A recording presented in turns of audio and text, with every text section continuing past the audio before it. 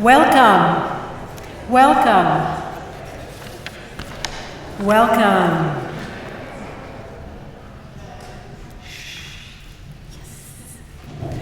Welcome.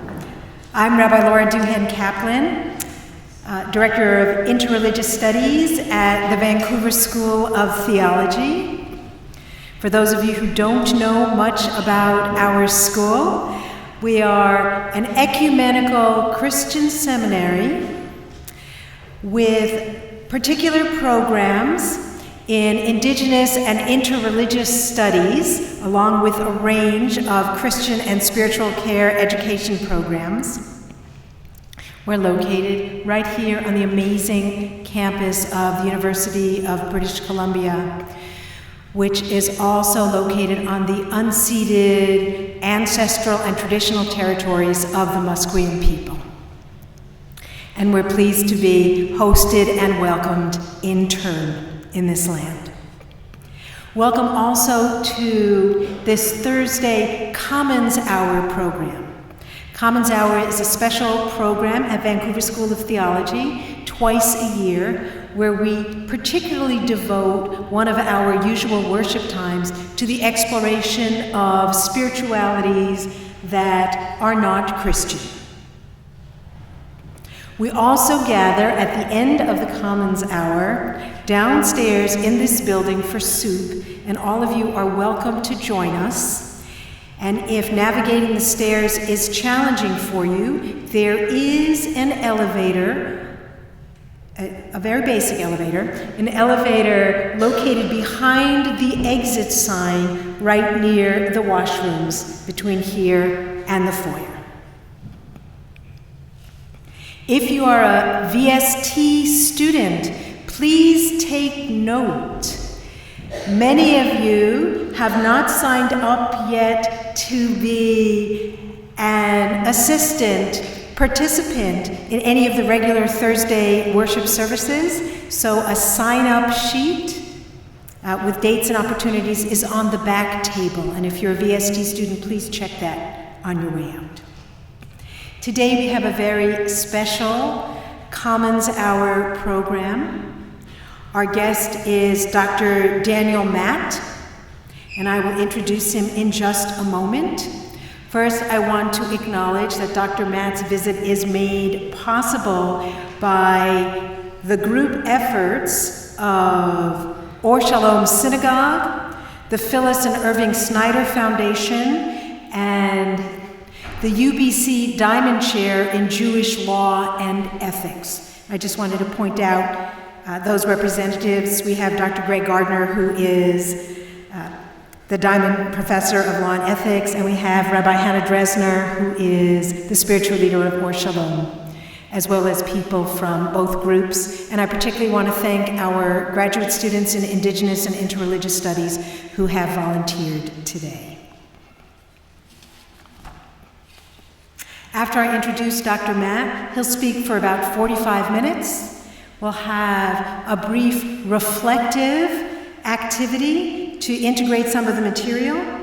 Then there'll be time for questions, and it will be time for soup. And if you decide at the end that the program ended way too soon and you want more time with Dr. Matt, some of his books will be for sale in the foyer, and you can continue the conversation with his written word.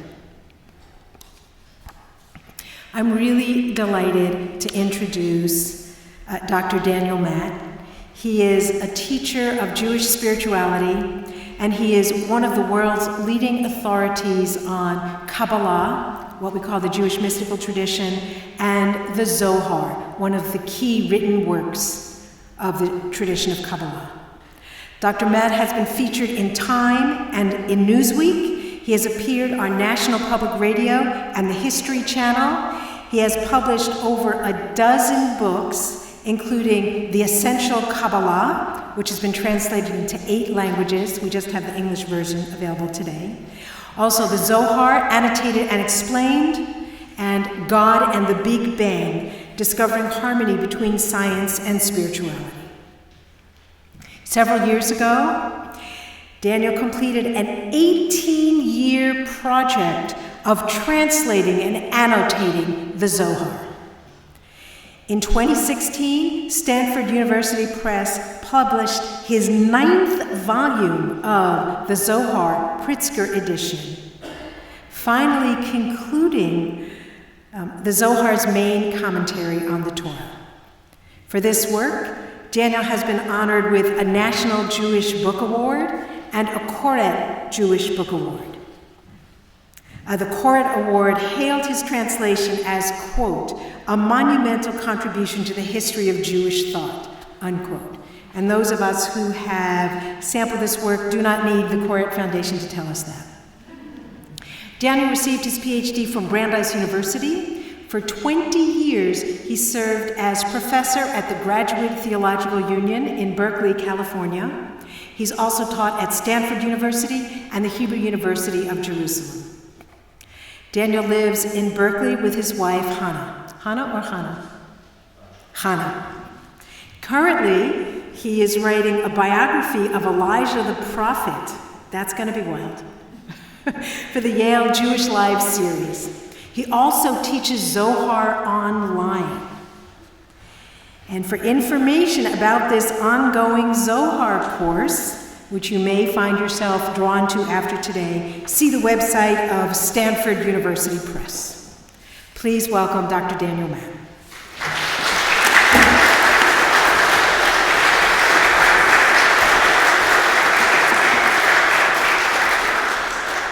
Thank you. It's good to be here again. Kabbalah. Why should anybody study an ancient medieval philosophy whose main book was composed in Spain over 700 years ago, written in Aramaic, a language spoken even then by hardly anyone in the world? Why would anybody read a book that's intentionally cryptic and perplexing? Why? Because Kabbalah challenges our understanding of God and of human existence. Kabbalah dares us to transform ourselves. Kabbalah shatters childish theological images and speaks about a God called infinity, Ein Sof in Hebrew, 2 words that literally mean there is no end or infinity. According to Kabbalah, all of the biblical names of God are somehow inaccurate and inadequate. And ultimately, God is beyond description, beyond conception, and therefore called Ein Sof, infinity. And yet, in the realm of the 10 Sefirot, these 10 qualities of God, here we find a very personal God, even more gendered than we find in the Bible. One of the great radical notions of the Kabbalah is that God is equally male and female, ultimately beyond all gender. And yet you could say that in some way Kabbalah is a critique of patriarchal religion. And of course all Western religion, Jewish, Christian, Islamic, is really so dominated by the male. And one of Kabbalah's main goals is to balance this masculine patriarchal image with Shekinah, the feminine. What I'd like to do today with you, and I promise I'll finish before 3 o'clock, just really briefly is to navigate with you some of the radical notions of the Kabbalah. And you have holding in front of you a diagram of the 10 Sefirot. These are 10 aspects of God. You'll notice at the very top, my name shouldn't really be there, that should be blank. This is Ein Sof, the infinity of God. Now, of course, Ein Sof cannot be depicted as being located in any one spot. You might say Ein Sof is the white space behind all these diagrams and then extending off in all directions infinitely. So ultimately God cannot be depicted, but the human mind is never satisfied with an unreachable, incomprehensible divinity. So Kabbalah pictures these 10 aspects, you might say 10 aspects of the divine personality. These are sometimes pictured as a tree of life. It happens to be that I'm speaking at a lectern which has that name right here, Eitz Chaim. is Hebrew for the tree of life, and that's one of the names given to this whole constellation of Sefirot. The technical name is 10 Sefirot. You'll see that at the bottom of the page. It's very difficult to translate the word Sefirot. Literally, it really means numbers or numerical entities. And originally, it simply referred to the numbers 1 to 10. But by the time we come to the medieval Kabbalah, it no longer really has much of a mathematical, arithmetic sense. It's really stages of God's unfolding. You could say that Ein Sof, this infinite God, gradually reveals itself, and the Sefirot are the stages of that revelation, of that self-manifestation. I'm just going to point out a few of the highlights here. We could easily spend a whole hour just on this tree of the Sefirot. By the way, if it is a tree, it's really an upside-down tree, growing out of heaven, growing out of Ein Sof, the infinite. And the very first of the 10 Sefirot is called Keter. In each case, the Hebrew word is transliterated, as you'll see, Keter, and its literal meaning is off to the right or the left in small capital letters. So Keter means crown, a crown on the head of this divine being. I mentioned a tree. It could be pictured as a tree, but it's also often pictured as a divine body. It's very strange to speak of God having a body. Of course, to Christians, there is a divine body in a human divine form, but for a Jewish text to describe the body of God is rather striking and almost heretical. What saves that from being heresy is that the Kabbalah insists that ultimately God is beyond all description. That is Ein Sof. So what are the Sefirot? The Sefirot are the ways that we picture God, that we imagine God. In some ways, it's really only from our perspective that God has this form of the 10 Sefirot. This reminds me of a great teaching from the philosopher Voltaire. Voltaire said, if God created man in his image, if God created us in his image, we have returned the compliment. That's a joke. You know, really, that explains a lot of theology. So much of theology is picturing God in human form. And the Kabbalah does that, but ultimately it self-destructs that image by saying ultimately God is unimaginable. So if this is a crown on the head, the next two Sefirot, Chokhmah, meaning wisdom, Bina, meaning understanding, would be the divine mind, the divine head. Chokhmah is often spoken of as masculine, although that will sound strange to Christian ears and to Jewish ears. Chokhmah grammatically is feminine. All Hebrew nouns are either masculine or feminine. Chokhmah is feminine. But in the Kabbalah, Chokhmah is father, and Bina, on the top left, is mother. This is the divine mother. This is the first place that the feminine figures prominently in this scheme. So Chokhmah and Bina unite, producing, generating all of the 7 lower Sefirot. Chesed, love on the right, sometimes pictured as the right arm of God. Gevurah, power, also known as Din, judgment on the left arm. Tiferet, the trunk of the divine body, or the masculine, husband. And I'll skip for a moment to the end. Malchut, kingdom, also known as Shekinah, the feminine, the wife.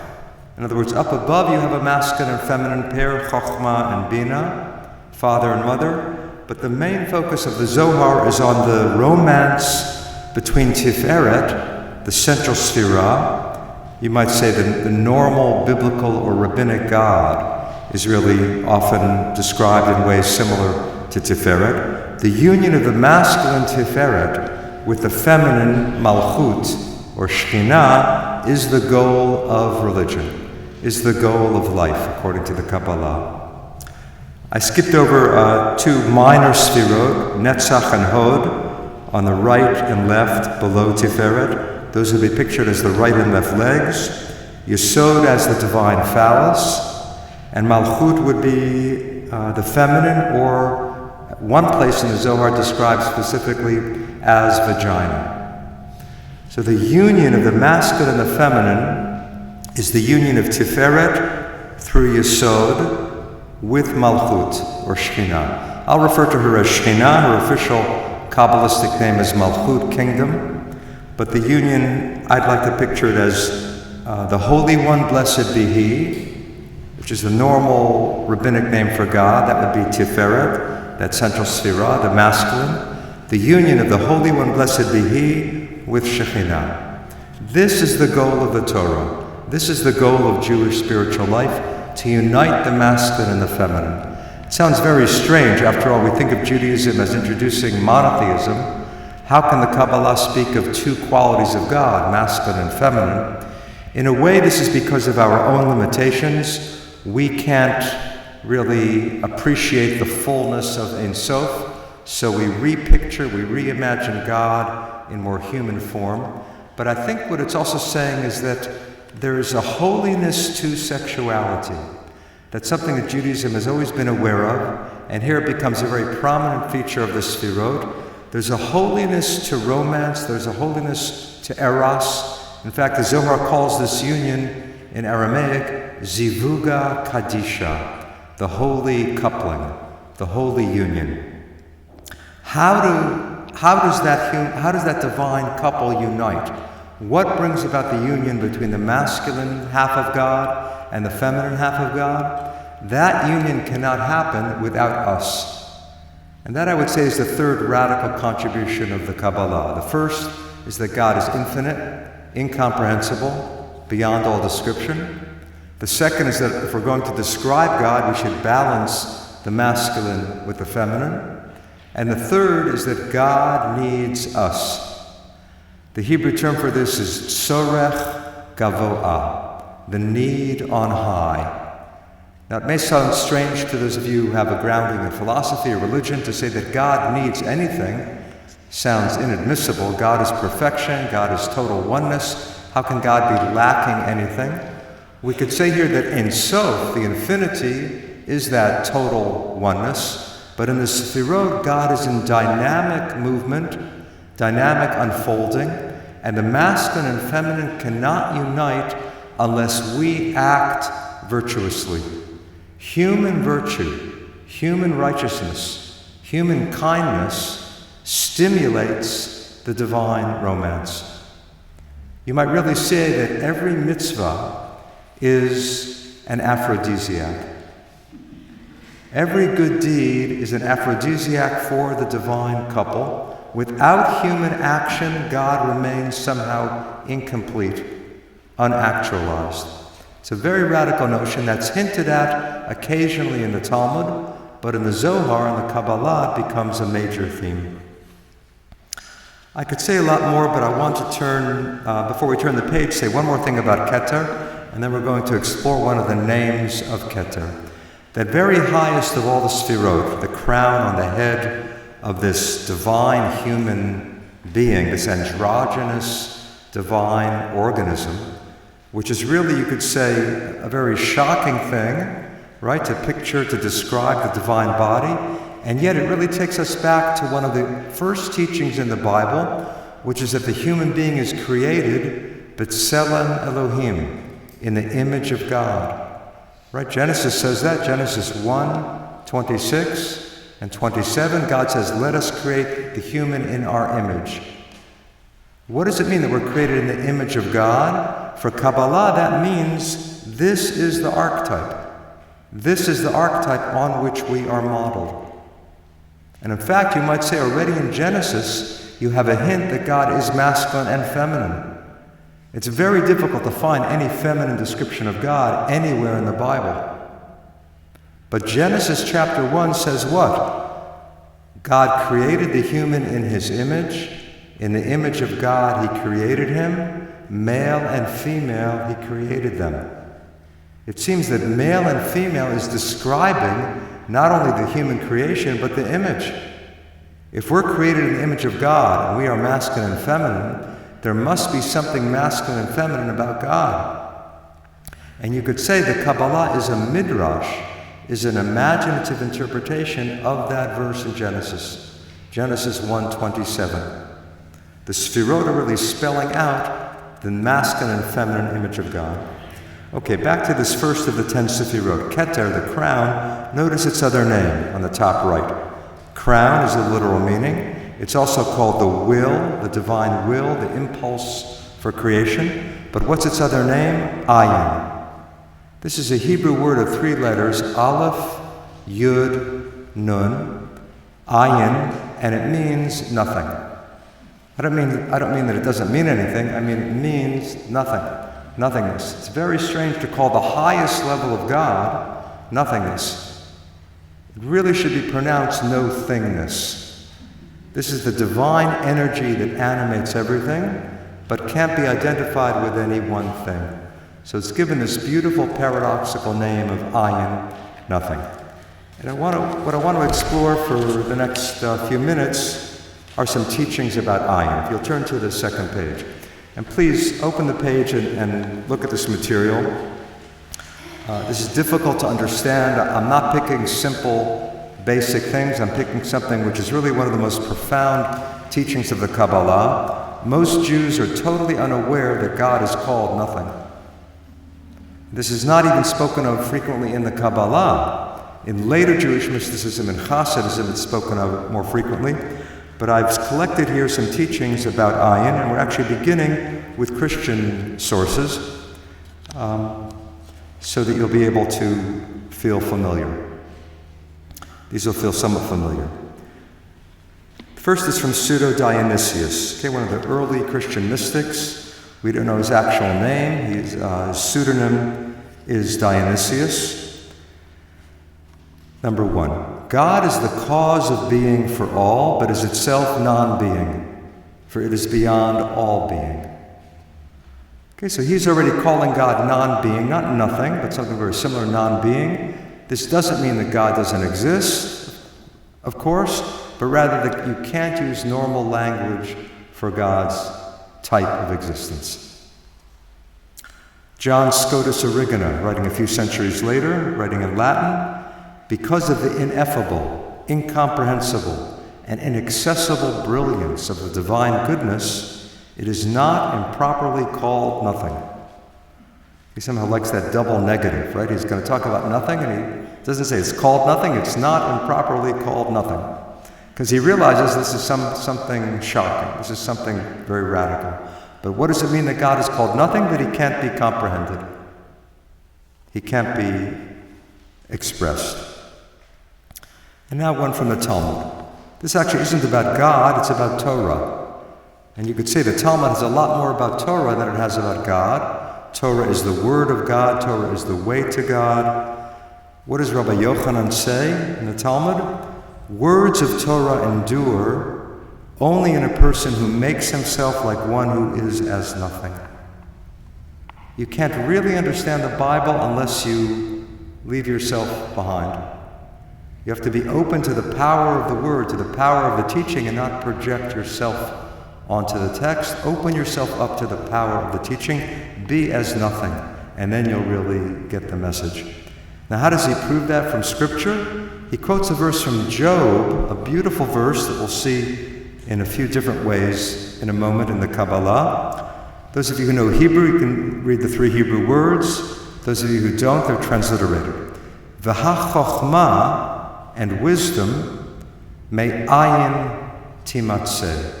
We have that word ayin, but actually in this verse in the Bible, ayin does not mean nothing. That Hebrew word ayin can mean nothing or it can mean where. W-H-E-R-E. In this verse, it's really a rhetorical question. Wisdom, may ayin, where is it to be found? Where is wisdom found? Can you really identify the exact location of wisdom? You can't. Wisdom, where is it found? You don't know where wisdom will pop up and surprise you. Maybe some fool who you've dismissed really has an important message.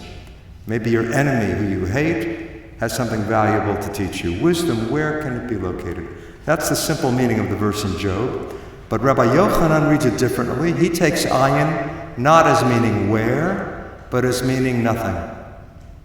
So how is he reading it? Wisdom can be found. Wisdom comes into being from nothing. If you make yourself like nothing, If you efface your own personality, even for a moment, then you'll be able to discover wisdom. That's his transformation of the verse. Okay, he's really turning the verse on its head. He's changing it from a rhetorical question, where can it be found, to a declaration. It is found. It's found if you make yourself Ayin. Now let's jump to the Kabbalah. We're jumping here from around the 3rd or 4th century Rabbi Yochanan to almost 1,000 years later. I purposely didn't go into history because I wanted to use our time for studying, but basically Kabbalah emerges in medieval Europe in the 12th and 13th centuries, in Provence, and then spilling across the Pyrenees into Spain. It's really in Spain in the 13th century that Kabbalah crystallizes. And here we find a teaching from an early Kabbalist. Excuse me. Number 4. Ayin, nothingness, is more existent than all the being of the world. But since it is simple, and every simple thing is complex compared with its simplicity, it is called Ayin. Okay, it's not that it doesn't exist. It exists so much that there's no way to describe how it exists. Everything in the world is compound, is complicated, is multiple. Ayin is pure simplicity, so it's given the simplest possible description, even simpler than it is. It is not.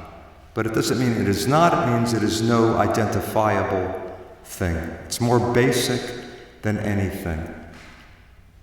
And now look, the verse in Job comes back, number 5. The inner power is called Ayin because thought does not grasp it, nor reflection. Concerning this, Job said, V'hachochma me'ayin timatzeh, which literally is wisdom, where is it found? But now it's understood, wisdom comes into being from Ayin.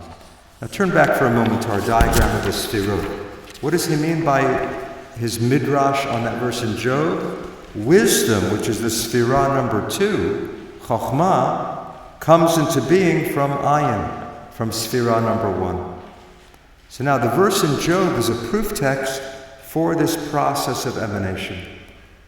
Divine wisdom emerges, divine wisdom emanates out of that pool of divine energy, which is given that paradoxical name, Nothingness, Ayin. Number 6. This is written by Moses de Leon. If you look down at footnote 6 at the very bottom, Moses de Leon was one of the greatest Kabbalists. He was probably the author, the main author of the Zohar. The Zohar is the major text of the Kabbalah. And Moses de Leon wrote the Zohar, although he never admitted that he wrote it.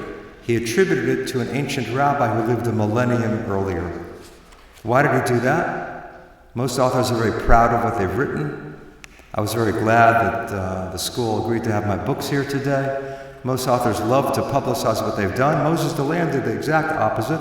He wrote the great classic of Jewish mysticism, and he never admitted he was the author. He claimed he was copying from an ancient manuscript that went back a millennium earlier. Why? Because he wanted his radical ideas to be accepted.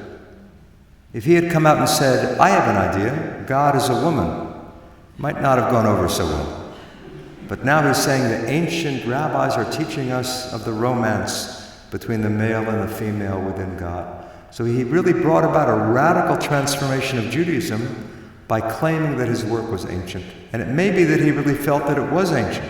He may have felt that he was in touch with ancient sources, maybe even that he was channeling ancient wisdom. So in any case, that's Moses de Leon. This paragraph we're looking at, number 6, is not from the Zohar. It's from a book that he admitted having written. This book he put his name to. He said, I, Moses de Leon, wrote this book in Guadalajara, Spain that is, in the year 1293. He dates his books, he says where he wrote them, unlike the Zohar. So what does he say here about Ayin? Arouse yourself to contemplate, to focus thought, for God is the annihilation of all thoughts. It's a beautiful name for God. Afisat hamachshava.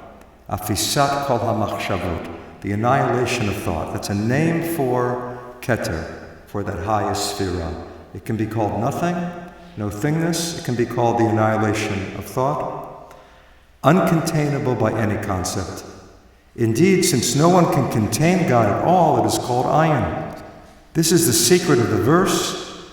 Wisdom comes into being from Ayin. Anything sealed and concealed, totally unknown to anyone, is called Ayin, meaning that no one knows anything about it. Similarly, no one knows anything about the human soul. She stands in the status of nothingness. It's a beautiful description. He says God cannot be defined, and really the essence of a human being cannot be defined. We share in God's ineffability. We share in God's infinite nature. Now, what's the proof text for that? He quotes the book of Ecclesiastes, one of the most radical books in the Bible, and here he does great violence to the verse. What does this verse really mean? The superiority of the human over the beast is Ayin.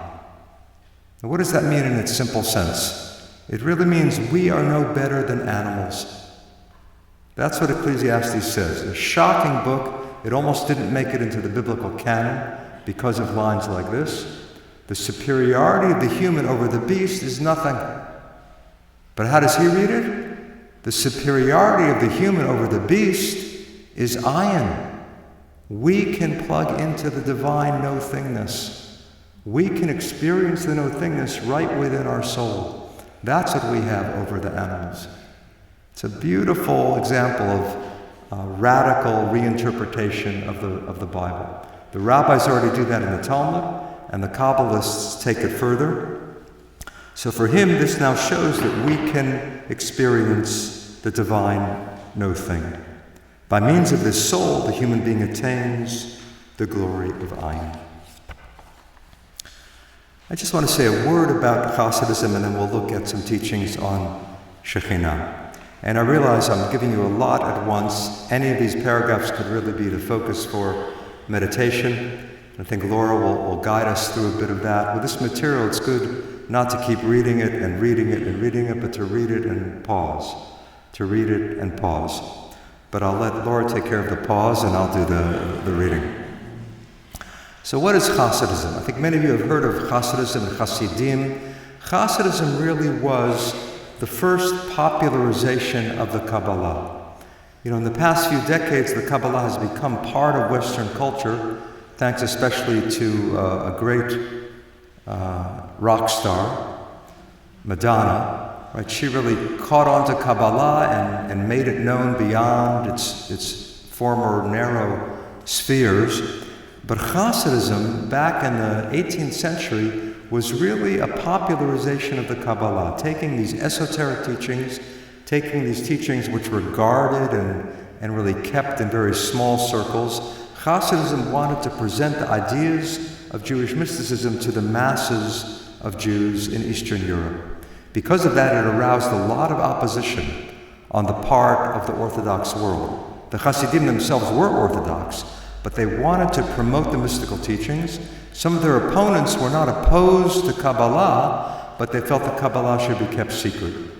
But Hasidism thought this was too precious to keep hidden, and they spread the ideas of the Sefirot, of Shekinah, and of Ayin as well.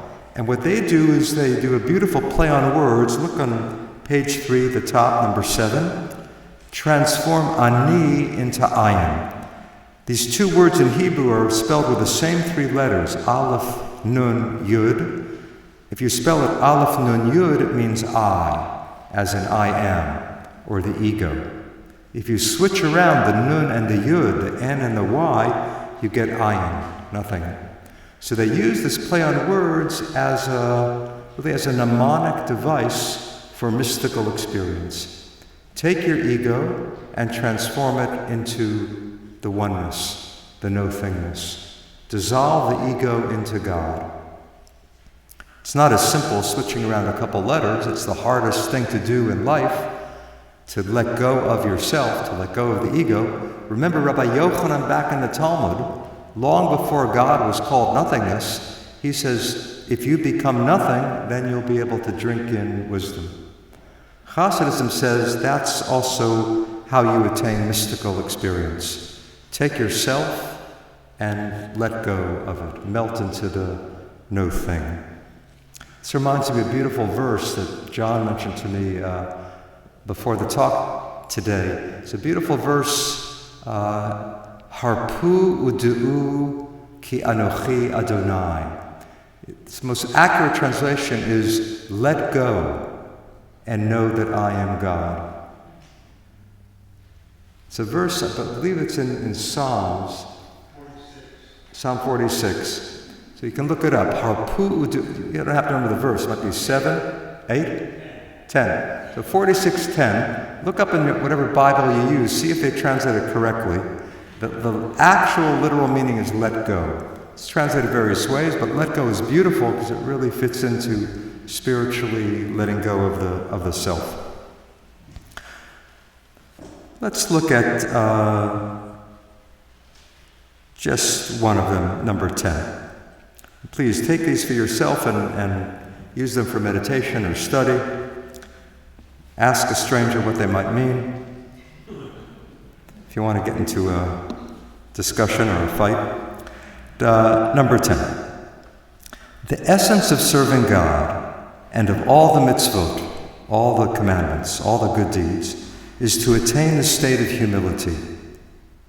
Namely, to understand that all your physical and mental powers and your essential being depend on the divine elements within. Okay, whatever qualities you have, whatever talents you have, don't assume that you really own them. They are just expressions of some power beyond you. They are the divine working through you. Don't claim them as your own. Be humble. Attain humility. Realize that those are actually divine elements within you. You are simply a channel for the divine qualities. You attain this humility through the awe of God's vastness, through realizing that there is no place empty of God. It's a quote from the Zohar. Literally, there is no place empty of it, or of him. Then you come to the state of Ayin, the state of humility. Notice he identifies Ayin with humility. Becoming nothing is the mystical type of humility.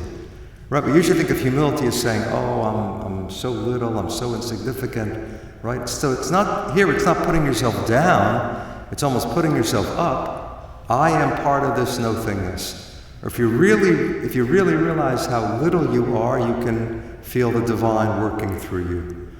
There's a dialectical process going on here, being less and less and less and becoming all. You have no independent self and are contained, as it were, in the Creator. Okay, it's a radical mystical formulation. This is the meaning of the verse. Okay, now whenever you hear that, you have to kind of, be a little bit alert and skeptical. Usually when someone says, this is the meaning of the verse, it really means this is not the meaning of the verse, right? I mean, it's going to take the literal meaning and transform it. So we've seen that in the Midrash, we've seen that in the Kabbalah. Here's the Hasidic version. It's taking a verse from Exodus describing Moses at the burning bush.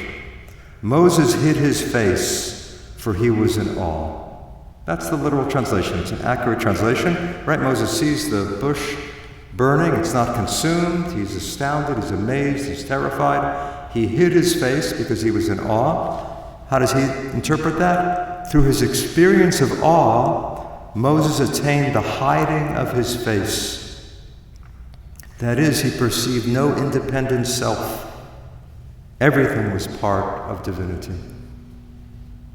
He's really understanding it that Moses was effaced.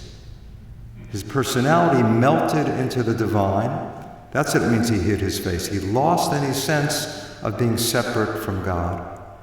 So Moses had a mystical experience at the burning bush. He attained this state of Ayin. One more before we turn to the Shekinah, number 11. When reciting the first line of the Shema, okay, this is the holiest prayer in Judaism, one could say. Hear, O Israel, Yud-He-Vav-He are God, Yud-He-Vav-He is one. I'm just pronouncing the Hebrew letters, Yud-He, Vav He, because no one really knows how to pronounce that four-letter name of God. Hear, O Israel, Yud He Vav He, our God, Yud He Vav He is one. Of course, that means that God is one. But what does it mean to a mystic? You should intend that there is nothing in the world but God. You should consider yourself to be absolute Ayin. Your essence is only the soul within, part of God above. Thus only God is. This is the meaning of the word one. So this is a beautiful example of the transformation of monotheism to mysticism, or to monism. It's not that God is the one God. That's basic, that's obvious. Maybe that was a radical statement back at the time of Deuteronomy. But now it's saying God is oneness. And the word echad can mean one or oneness. God is oneness. That becomes the mystical meaning of the central prayer of Judaism. You can see how the Hasidim arouse so much opposition. To declare that openly in the service is to turn normal liturgy into mystical declaration. Okay, let's spend a few minutes on Shekinah, and then we'll meditate briefly and discuss this a little bit. Page 5. Shekinah is the term in Kabbalah for the feminine half of God, and the union, as I said, of Shekinah and the Holy One, blessed be He. That's the goal of all ritual, of all practice, of all religious life. But this term Shekinah is not invented by the Kabbalah. And Sof, that name for God is infinity, and calling God Ayin, those are really Kabbalistic innovations. But the term Shekinah appears very frequently in the Talmud and the Midrash. It doesn't appear in the Bible, although the root shachan appears very frequently, to dwell. The root meaning is to dwell. The portable sanctuary that the Israelites carry through the desert as they're wandering for 40 years is called the Mishkan. The M is just a prefix. Mishkan is the dwelling place of God. And the rabbis speak very frequently about Shekinah. The first couple of lines here are typical teachings in rabbinic literature. Okay, this is about 1,000 years before the Kabbalah. There is no place empty of Shekinah. Okay, so Shekinah is divine immanence. Shekinah is God's presence in the world. Don't think that God is just up in heaven. God is right here on earth, and the word for describing God on earth is Shekinah. Literally it means dwelling. God's dwelling in the world. Or something that's called the indwelling presence. God's indwelling presence is Shekinah. Number 2, wherever Israel went in exile, Shekinah was with them. So it's not only God's presence in the world, it's God's intimacy with the Jewish people. Number 3, happy are the righteous, for they cause Shekinah to dwell on earth. That's interesting. Now we just said in number 1 that Shekinah is on earth. So why do you need a righteous person to have Shekinah dwell on earth? I think what that's suggesting is that God is potentially here. But it takes some sensitivity, it takes some commitment to a spiritual life, to an ethical life, to actualize that divine potential. And in fact, one of the names for Shekinah in the Kabbalah is the secret of the possible. The Hebrew is Sod HaEfshar, the secret of the possible. So the divine presence is waiting to manifest, but unless we act spiritually or ethically, God remains unactualized. So what does it mean to be righteous? To make a dwelling place for Shekinah, to welcome Shekinah into the world, into one's life. And the last one before we come to the Zohar itself, number 4, when Rabbi Yosef, whenever he would hear his mother's footsteps, he would say, I will arise before Shekinah, who is approaching. That's really interesting. Whenever he heard his mother come into the room, he would say, I have to get up because the Shekinah is coming into the room. So for him, his mother was an embodiment of the Shekinah. This is very interesting because in Kabbalah, Shekinah is clearly feminine. She's the feminine half of God. Never in the Talmud or the Midrash do you ever find a line, the Holy One, blessed be He, and Shekinah.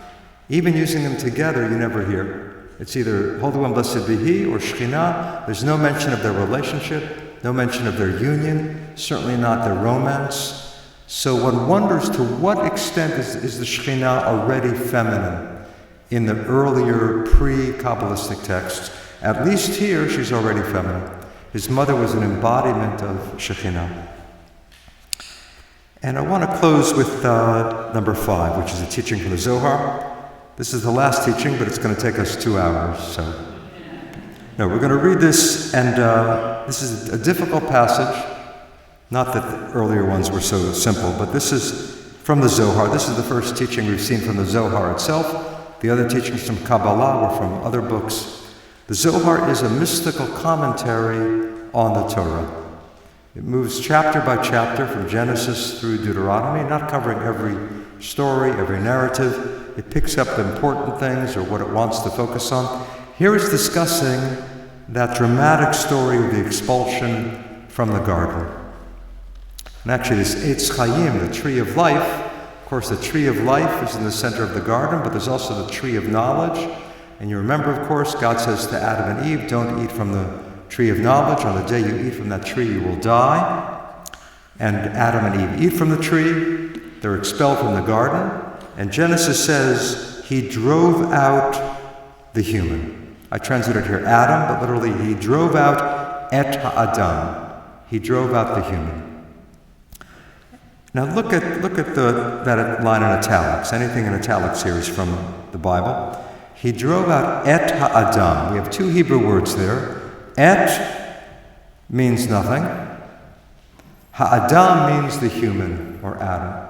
Okay, now you already know if I say nothing is a very loaded word. This is not ayin. This is just a word that really means nothing. I mean nothing with a small n, not a capital N. In Hebrew, you can't say, I see the tree. You have to say, I see et the tree. So it introduces a direct object, that word et. It has no independent meaning. It can't be translated, but it has to appear in every Hebrew sentence before you have the direct object. If the direct object has a definite article, the. You can say, I see a tree, you don't need et. Ani ro'eh etz. But I see the tree, ani ro'eh et ha'etz. It's very strange. Grammarians call it a particle. Why do they call it a particle? Because they don't know what to call it. They have to call it something. They call it a particle. The first prime minister of Israel, David Ben-Gurion, had a campaign against et.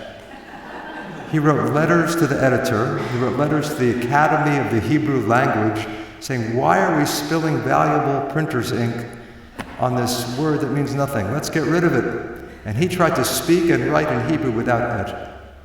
He wasn't totally ridiculed, he wasn't accepted, and actually in modern Hebrew you have less use of et than in biblical Hebrew, but you still find a lot of ets in modern Israeli Hebrew, and in the Bible you find it in almost every verse. The first verse of the Bible has it twice. In the beginning God created et, the heaven, and et, the earth. So this word is very strange. Now what else is strange about it? How is it spelled? It has only 2 letters, but what are the 2 letters? Aleph, the first letter of the Hebrew alphabet, Taf, the last letter of the Hebrew alphabet. So it spans the entire alphabet, it spans everything, and it means nothing. This is too good for a rabbi to pass up. Okay, and there are rabbis who love to interpret et. Since it appears there and it doesn't mean anything, it could mean anything. So for example, Rabbi Akiva loved to interpret et. He took a verse in Deuteronomy, et ha'elohim tira'un. You should revere God. But the Hebrew says you should revere et God. So he said, this proves you should also revere your rabbi. Okay, the principle is et expands the meaning of the verse. Some of his colleagues were very frustrated with him. They said, enough with you, Akiva. Enough with you and your ets. But he interpreted it. Very frequently you find that in the Midrash. The Zohar loves to interpret et, but for the Zohar, it becomes a code name for Shekinah. Why is Shekinah Aleph to Taf? because she is the last of those 10 Sefirot. She includes all of them. So she includes the entire process of emanation. Actually, Aleph by itself can symbolize Keter, the very first Sefirah. So you might think Shekinah might be symbolized by Taf, the last letter, but no, she is Aleph to Taf, because each Sefirah includes the preceding Sefirot. So this is a code name in the Zohar for the Shekinah. By the way, this may remind some of you of the line attributed to Jesus, I am the Alpha and the Omega. Right? If Jesus said that, I would guess that he actually said, I am the Aleph and the Taf. His Hebrew was much better than his Greek. But in any case, it's a very interesting parallel in the New Testament, Alpha and Omega, and Aleph and Taf. So, I think we have enough background to understand this. Only other thing I have to tell you is that to drive out in Hebrew can also mean to divorce. So this line is already understood by some of the rabbis as he divorced Adam. It's as if God and Adam were married. But because Adam failed to fulfill the commandment, and he ate from the fruit of the tree of knowledge, God divorced Adam.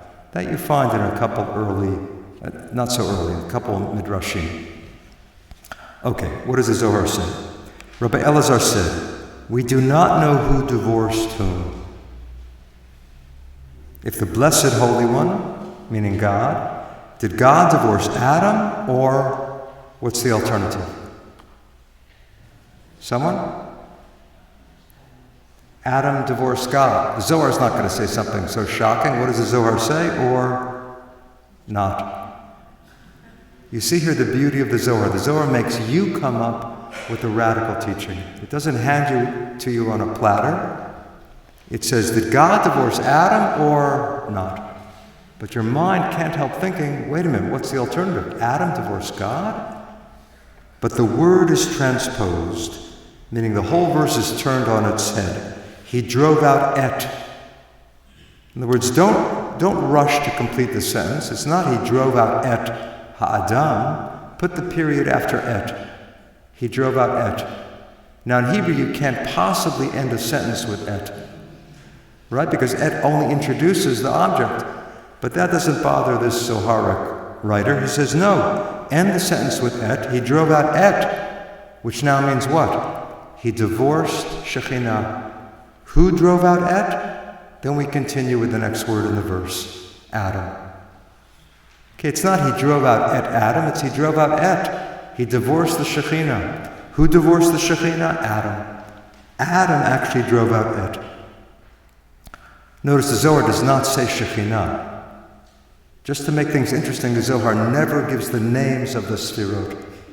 As if it weren't complicated enough, the Zohar doesn't even name the Sefirot. It calls Shekinah et, or the garden, or the ocean, or the apple orchard.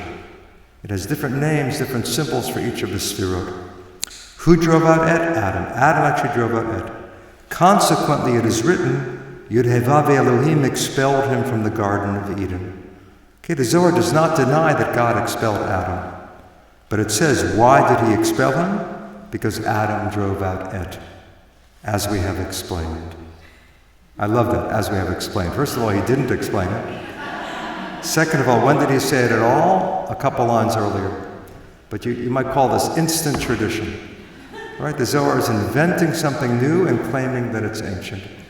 In fact, the Zohar calls its teachings new ancient words.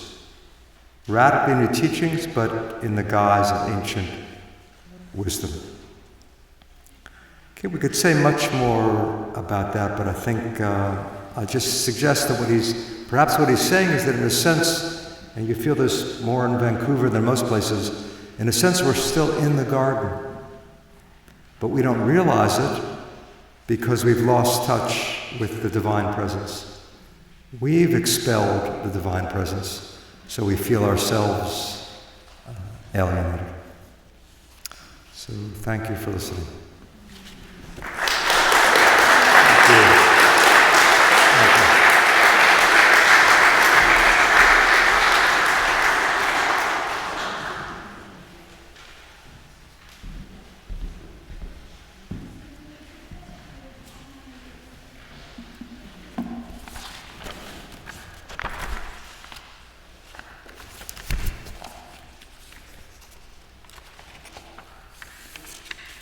a meditation to reconnect with the divine presence and to transform Ani into Ayin, to transform Ani, our self, our ego, our entire stream of inner and outer experience, into Ayin, nothing, a sacred name of God.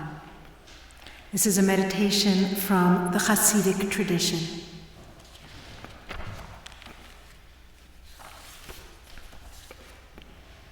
Make yourself comfortable or stay uncomfortable.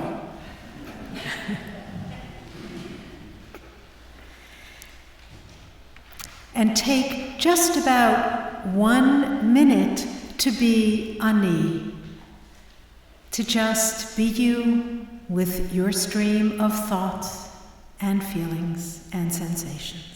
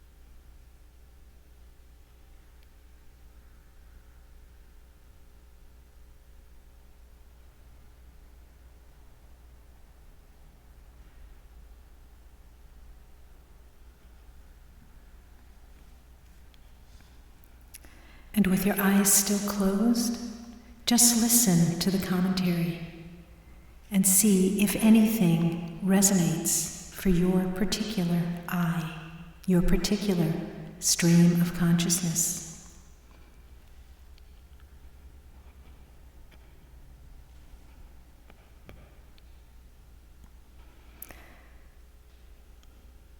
Did you perhaps draw a complete blank? Thinking, I'm supposed to meditate on something, but nothing has come up.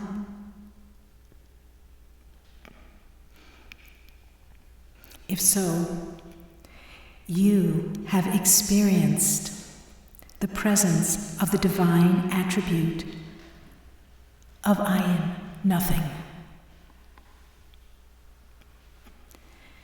Did you perhaps sneakily open your eyes and look out the window at the trees?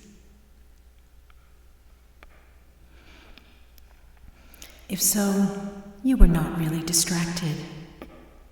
You were experiencing the divine attribute of Tiferet, beauty, bursting into you. Perhaps you felt impatient, like you've been here long enough, and you don't want to slow down and pause in meditation. You have just experienced in its full presence the divine attribute of Netzach, endurance, right in your psyche.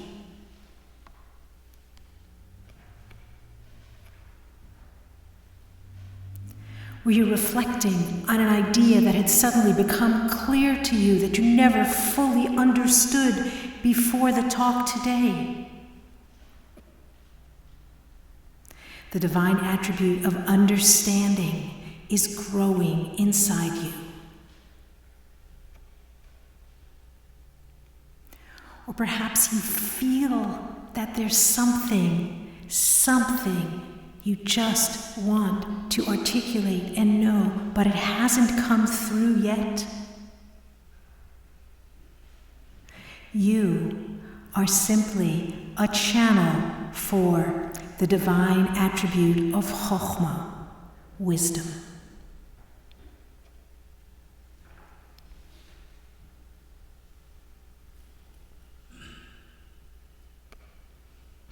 your stream of experience, your unique psyche, your conscious mind.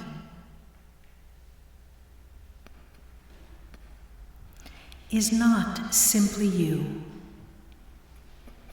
Your every experience is an interface with the fullness of divinity that pervades, hides, expresses, reveals itself in everything. Your every experience, no matter how small, no matter how large, no matter how irritating, no matter how expansive, is a revelation of the presence. It is one dramatic event in the stages of God's self-manifestation. It's one small, personal representation of the God who is beyond all description.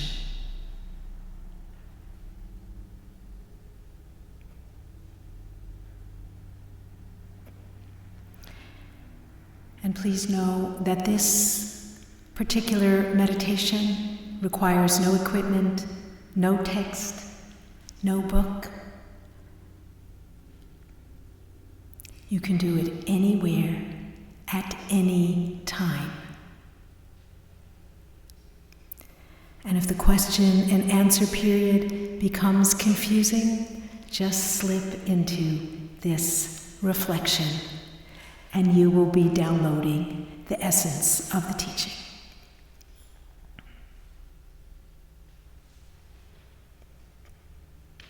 And it may seem jarring to come back to intellectual discussion, and know that intellectual discussion is yet another interface and opportunity to receive and be.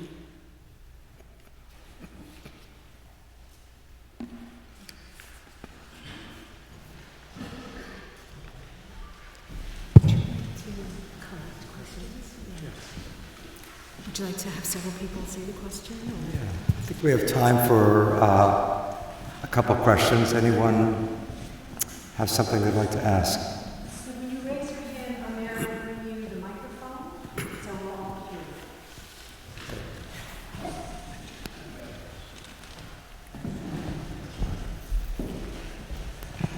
Hi, Dr. Den. Thank you very much for your explanation. I really love it. My name is Samuel, and I'm also studying, like last time with Dr. Jason, about pseudo-Dionysius. It's just that I want to ask you a few questions. The first one, what do you think about Platonism? In that sense, how does the Kabbalistic tradition influenced by the Neoplatonism?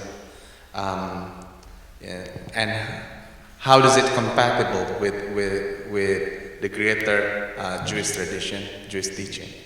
That's the first one. I'm sorry, how is Kabbalah influenced by? Neoplatonism. Neoplatonism? That's right. Yeah, let me do one at a time. Right. Okay. Neoplatonism, which is really a mystical reading of Plato, is certainly very important for the Kabbalah. There were Jewish Neoplatonic philosophers before the Kabbalah emerged, and if you look at, just this diagram of the Sphirot, which may have stimulated your question, right? Plotinus, the main philosopher of Neoplatonism, also speaks of the one, and then there are emanations out of the one. Nous, the intellect, you could say is equivalent to Chokhmah and Bina, and finally the material universe emerges at the end of that whole process. So there definitely are combinations, there definitely are influences. I would say Kabbalah is basically Rabbinic Judaism plus Neoplatonism plus Gnosticism. The Gnostic contribution is also here, the hidden God and the revealed God, and that, really a kind of critique of normal standard theology. Thank you. And the second question is about the point number 6, which says that God is is totally unknown to anyone. But as I'm studying as a Christian, as I'm studying so-called mysticism in Christian tradition, it seems that it's not so much about not knowing anything, but rather it's much more about on knowing that we will never be able to grasp God completely. Even the word completely, I think it's kind of wrong because as if God has some sort of completion, so-called. So I'm just wondering about, well, in Christian tradition, we believe that in that sense, God is transcendence, not because God is so much separated from us, but it's because God is somehow unbearably close to us. And unbearably close. Yeah. That's beautiful. And in that sense, we, of course, as in the Christian tradition, we refer to Jesus Christ, and somehow we know many things about God because God wants the creation to know many things about God in that sense. But it's just that even in our knowing, somehow it will never be able to comprehend God completely. And I think that's actually also part of the Pseudo-Dionysius the Areopagus, because in the first part of the book, I think it's about the divine names, where he talks about all the different names of God that we know from the scripture, for example. Because my question is that how does Kabbalah, because if let's say it's really transcendental, then how does Kabbalistic tradition speaks to issue like social justice, for example, or because rather than just being some sort of a practice where we're just connected to God as if like being one with God, as if like this world doesn't really matter in that sense. I mean, the world still matters, but it's just that whatever we think about the world supposed to be doesn't really matter. See? So I'm just wondering, how does Kabbalistic tradition speak to social justice issue? And that's all my question. I would say the word that you often find in Kabbalah is divekut. Divekut means cleaving to God, clinging to God. So it's an experiential intimacy with the divine. And in some ways you could say, traditional Judaism often emphasizes the gap between the human and the divine. We're separate from God. And the mystics in every tradition are trying to bridge that gap or overcome that gap. So you find, for example, in the Talmud, some of the rabbis try to explain away that commandment in the Bible, you should cleave to God. And in fact, they ask, is it really possible to cleave to God? How can you cleave to fire? God is a blazing fire. You can't cleave to God. Rather, you should be ethical. And the mystics say, is it possible to cleave to God? Yes, it sure is. So in a way, they take the verses in the Bible and read them more literally than you find in the tradition. I think you find in Jewish, Christian, and Islamic tradition a yearning to overcome that separation.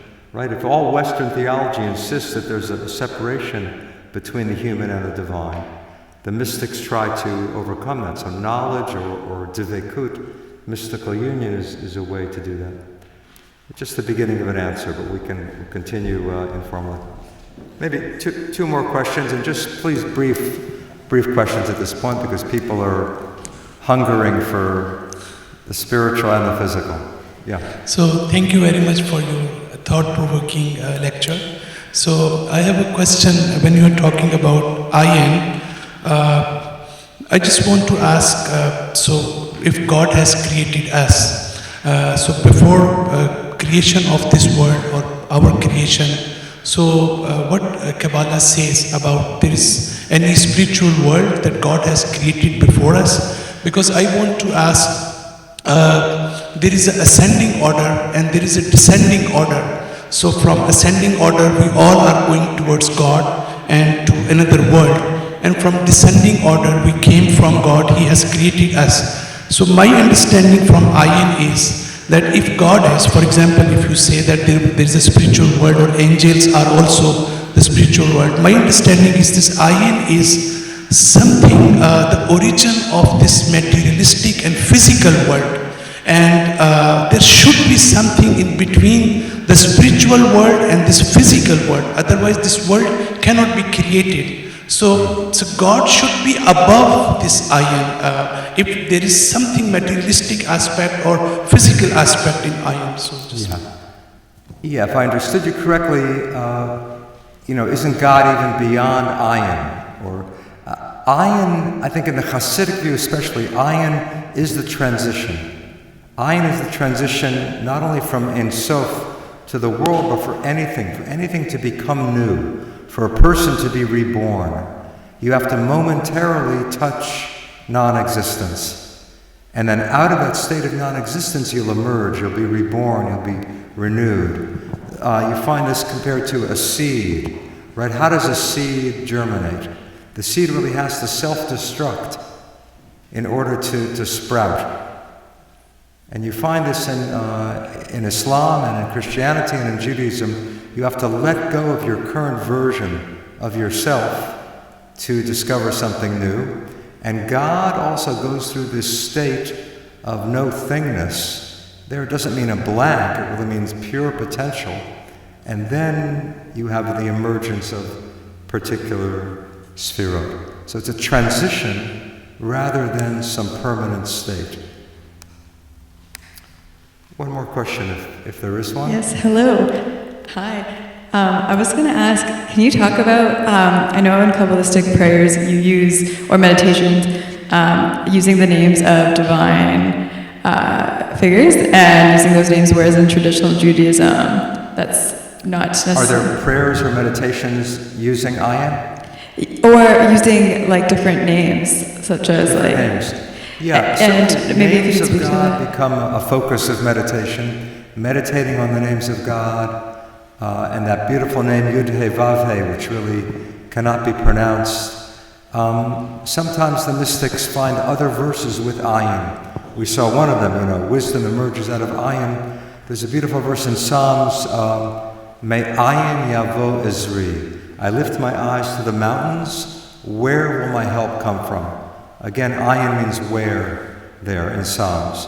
Where will my help come from? The mystics read that, my help comes from Ayin. My help comes from touching for a moment that state of pure potential. So you do have specifically Ayin as a meditation. I think it's one of the most challenging meditations. And also meditating on divine names. Thank you. We'll continue informally over lunch.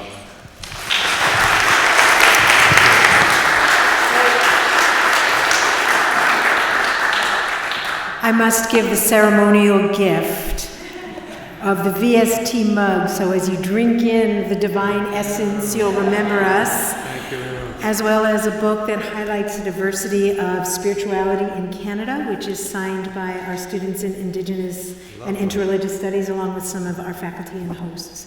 So thank you so much for joining us.